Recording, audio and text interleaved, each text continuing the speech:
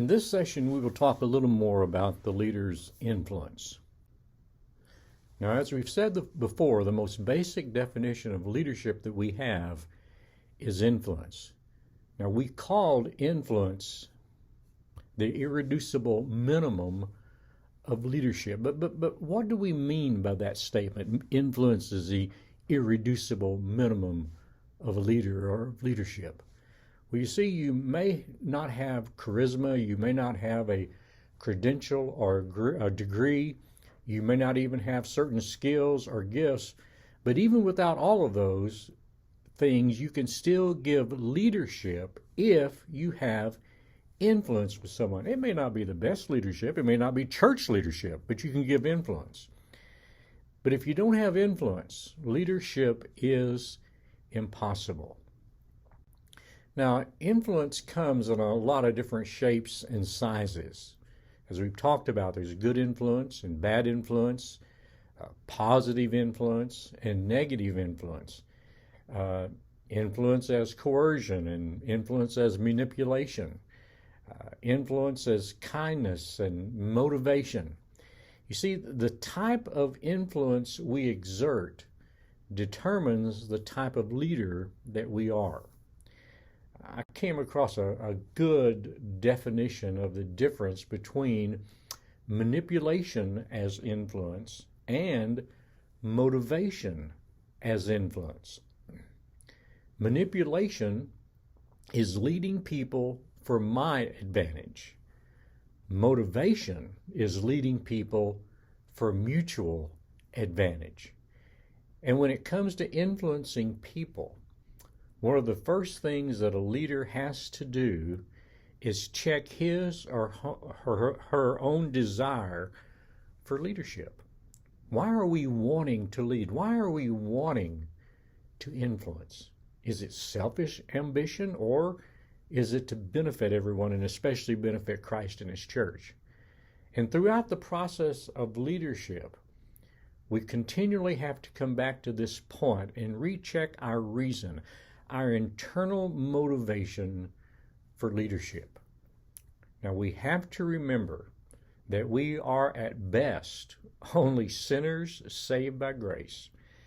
And even though we start out good, we have the tendency to let self begin to rule. Now, one thing that we have not really defined fully is this term influence. So what is influence? Well, influence is the power or the authority to control another's thoughts and or behavior. So the bottom line is influence is power. Good leadership, Christian leadership, godly leadership is power properly exercised. You know, power over another person is an awesome responsibility. Leadership, the ability to influence, is an awesome responsibility because of the power that it involves. So, not only are leaders vision casters and change agents, leaders are also power brokers. But how we broker that power is the key to being a good leader or a bad one. And that is the reason why being Spirit-filled and Spirit-led is so crucial to Christian leadership. You see, we need a power within us that is greater than the power of self. Now, it's been said that absolute power corrupts absolutely. And this is why the fruit of the Spirit is so important. Love, joy, peace, long-suffering, gentleness, goodness, faith, meekness, temperance. You know, it's really hard to be manipulative. It's hard to be coercive if you are filled with the Spirit's fruit. So even though leadership involves influence, the power to control someone else, we can overcome the danger of that by being people of the Spirit.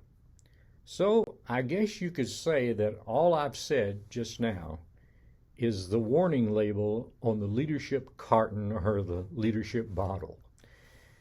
But since leadership is indeed influence, let's talk again about the levels of influence or leadership we need in order to be effective and how we achieve these levels with people that we lead.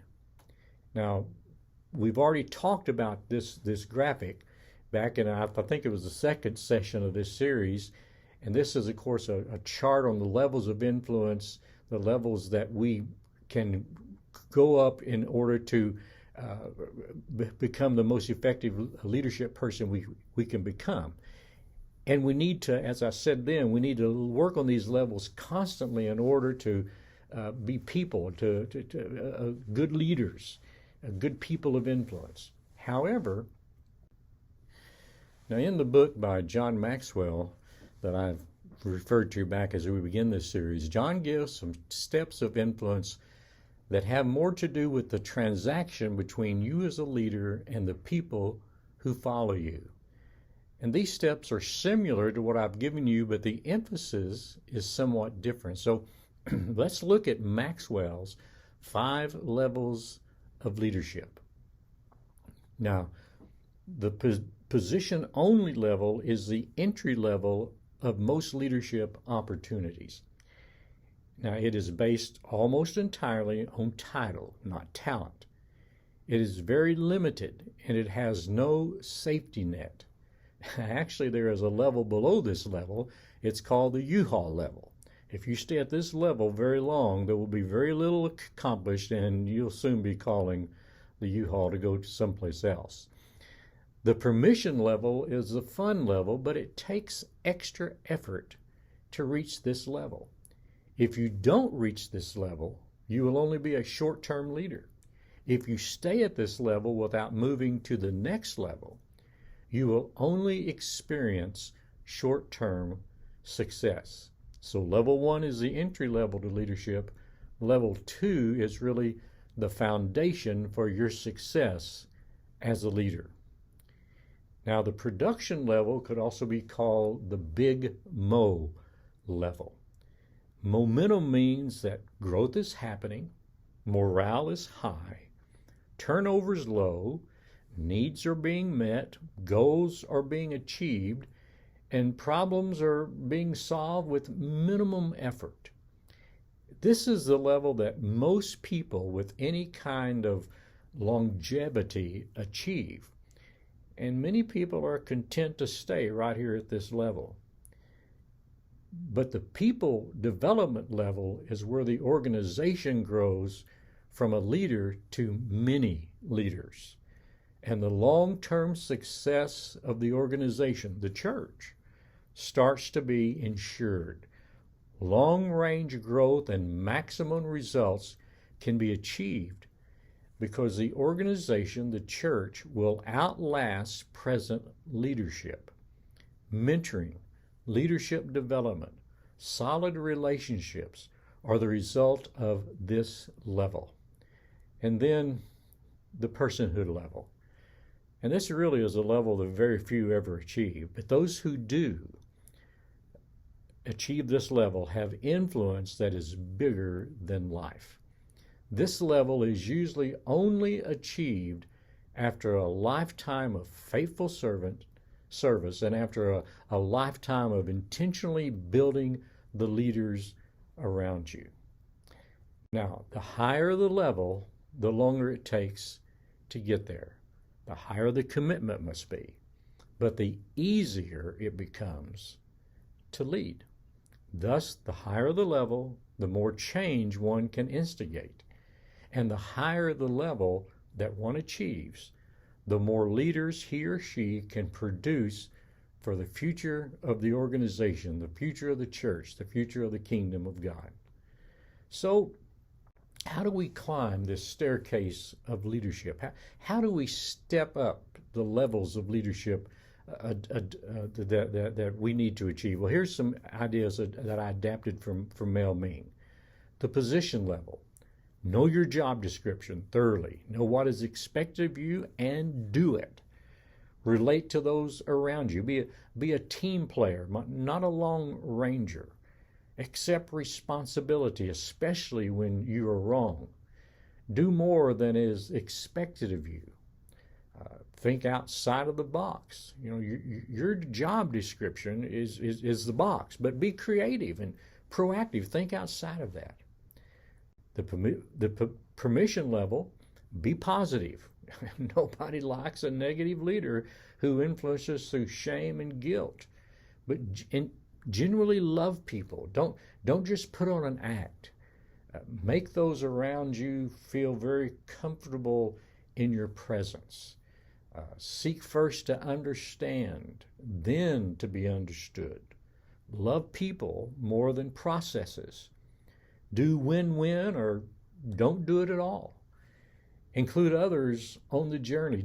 Don't withhold information, but spread it around, because information is power. Deal wisely with people, especially with difficult people. The production level, initiate and accept responsibility for growth.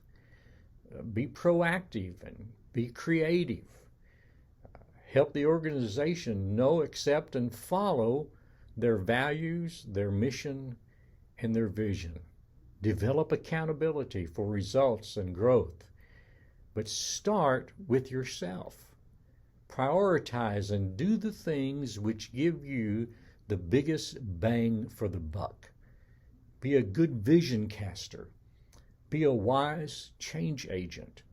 Help the organization make the difficult decisions that will truly make a difference. And then the people level, this is the people development level. Realize that people are your most valuable asset. Place a priority on developing people. Be a model for others to follow. Pour your best leadership efforts into the top 20% of the people. Help key leaders find and accept growth opportunities. Develop your own inner core of people that will complement and supplement your leadership and your skills. And then, of course, the personhood level. At this level, you can sit back and relax. You can enjoy the view. It took a lot of work to get here. But if you change leadership situations, guess what? You'll need to start all over again. Now, let me make some observations about tenure in a church and the ability to influence people. The average pastoral tenure in the U.S. is less than 4 years.